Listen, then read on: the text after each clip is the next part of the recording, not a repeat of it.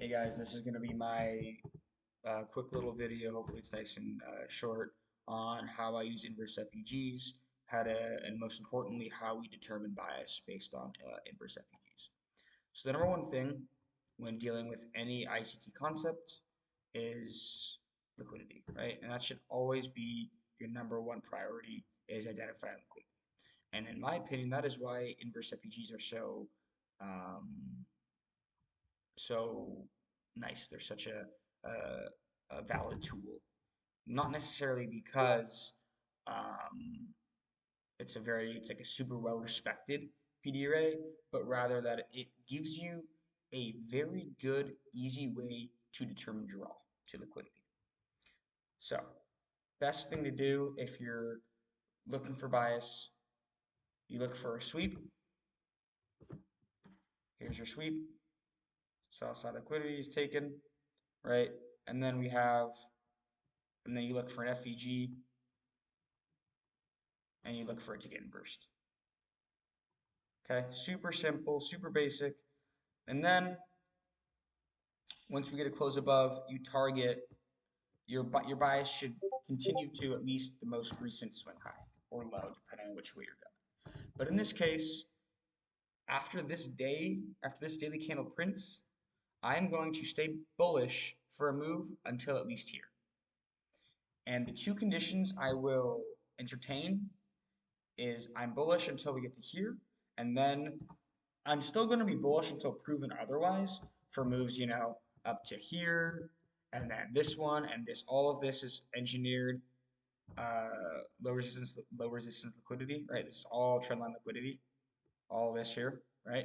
So this should all be taken, which it eventually is. However, when using the inverse FVG method for bias, it's extremely strong, at least for a minimum of the next swing high. All right.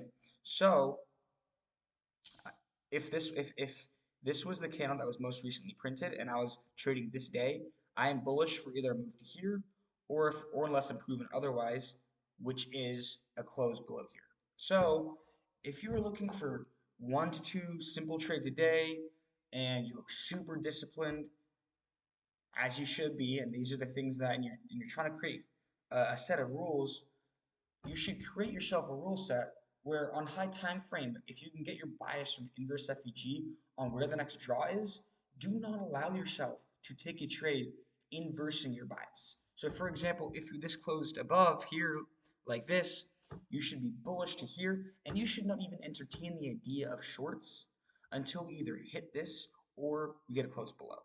And honestly, even once we hit this, you still shouldn't entertain the idea of shorts until proven otherwise. All right. And we are not proven to look for shorts pretty much at all.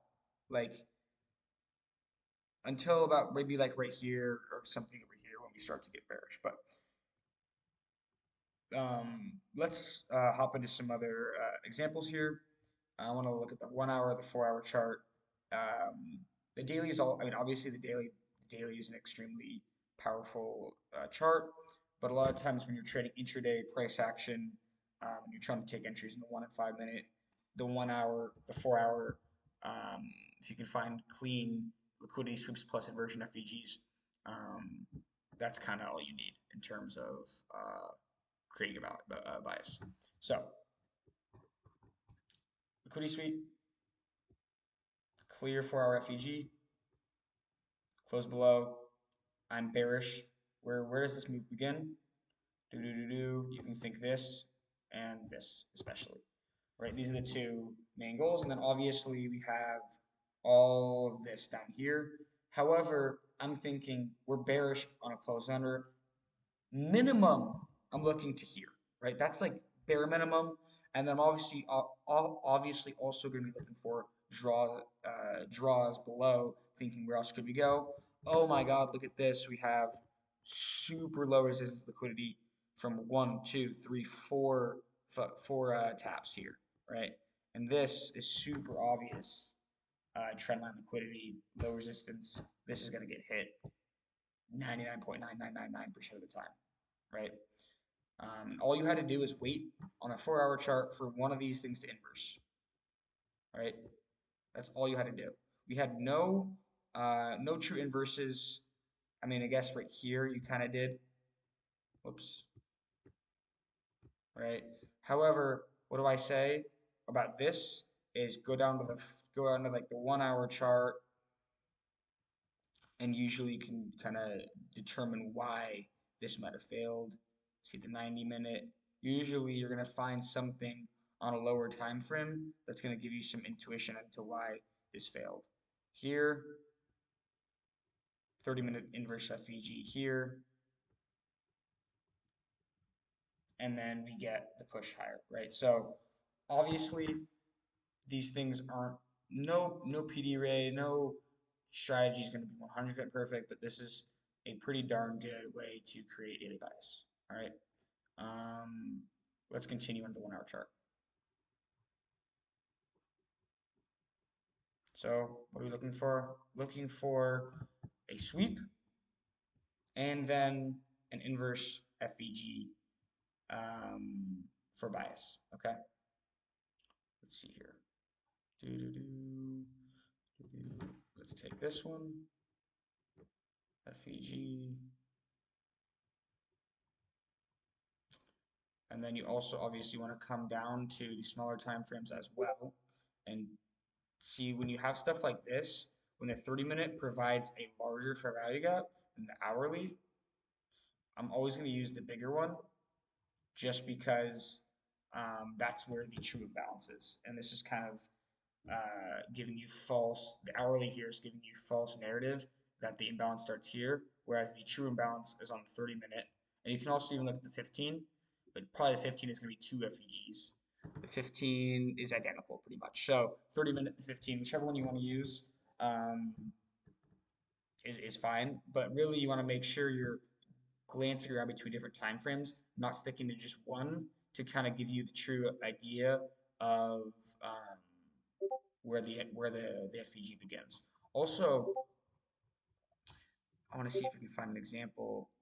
A lot of times, like on a 5-minute chart or something like, or the smaller time frame you go, you're gonna find like multiple FVGs. See, like this right here, we have, I mean, we have one FVG, you know, two, right? Even a third little tiny one up here, right? So on big moves like this, where we get a massive dump, that's why you don't want to stick around on the 5-minute trying to see which one of these is going to work. No, hop on the 30-minute or the 15-minute, and hey, look at that. It's just one beautiful clean FVG. This is the true nature of the imbalance that you want to watch for, right? We get a beautiful liquidity sweep here, right? And then we continue higher. We inverse this FVG, and look at this. It takes off. What do I say? This is the minimum, and then you can look for other targets as well, and so on. Now, how do I take an entry? 30-minute FEG right here. Let's pop in on the 5. That's where I like to begin for looking for an actual entry. Usually I don't like to enter anything on a higher time frame than the 5. Usually the 5 or even lower is fine. Looking for another inverse FEG. Look at this. We get a close above on the 30. That happened around here. You wait for a 5-minute FEG to form, bearish. That flips inverse, and you can take your long position here. And look at that. Go back to the 30-minute to see where the liquidity zones were. Liquidity level here and here, right? Go back to the 5.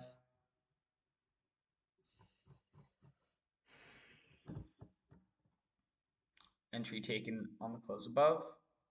Targeting first one for 30 points. Stop can be back below here. 14-point stop, targeting 31 points. And then final target could be 50. If you're still bullish, this is where you can use like a daily bias, 4-hour charts, things like that nature to try to give yourself even larger targets. But personally, for me, I usually don't target anything more than two take profit zones. So really, I'd probably be all out at this 50-point mark. I typically don't hold trades much more than 50 points. When I'm trading, I like to take a first trim between 15 to 20 points. Sometimes 30, depends on the target, depends on the setup, but 50 points is amazing. So That's just one way that you can use the inverse FVG method for trading. The other way to do it is you can also use it just for bias. So like for example right here, we have an inverse FVG here, right? And what is the creation of this move here on the 90-minute chart? This here, so that's your target. And then you go on the 5-minute chart or whatever time frame you like to enter trades on. Okay, you have your target for your bias, and then you have your inverse FVG. Now you can look for another model, right? So now we have 7 a.m. This is a little bit more difficult because we have this that doesn't get hit. But anyway, you can look at this, super liquidity, right?